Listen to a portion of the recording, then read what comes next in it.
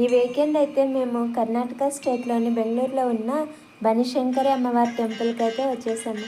చూస్తున్నారు కదా ఎంత ప్లెజెంట్గా ఉందో. ఆల్రెడీ ఇది 1:30 అయిపోయిందా, టెంపుల్ అయితే క్లోజ్ చేశారు. మీరు నెక్స్ట్ టైం ఎప్పుడన్నా వెళ్ళాలనుకున్నప్పుడైతే బిఫోర్ 1 ఇంకా ఆఫ్టర్ 4 వచ్చేలా ప్లాన్ చేసుకోండి. అప్పుడైతే ఓపెన్లో ఉంటుంది టెంపుల్. ఇంకా మేము టైం అయింది కదా అని ఇక్కడే ప్రసాదం తినేసి ఇంకా ఇక్కడ ప్లేట్లన్నీ కడిగేసి వీళ్ళు చూపిస్తున్నారు కదా, ఇక్కడ అరేంజ్ చేశారు. మళ్ళీ ఎవరి ప్లేట్లు వాళ్ళు ఇక్కడే తెచ్చేసి పెట్టాలి. అయిపోయిన తర్వాత మేమైతే మళ్ళీ క్యూ లైన్ దగ్గరికి అయితే వెళ్తున్నాము.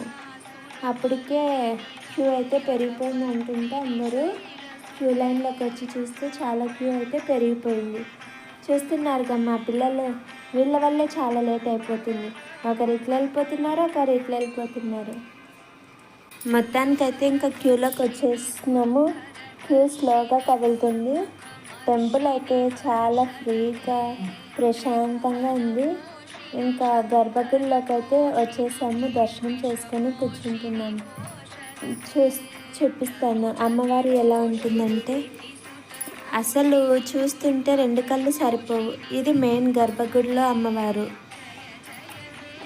అమ్మవారికి ఎప్పుడు నిండుగా అలంకారం చేసి ఉంటారు. దీని తర్వాత లోపల నుంచి బయటకు వస్తూనే ఇది మనకి ఇంకో టెంపుల్ లాగా ఉంటుంది కదా, అది.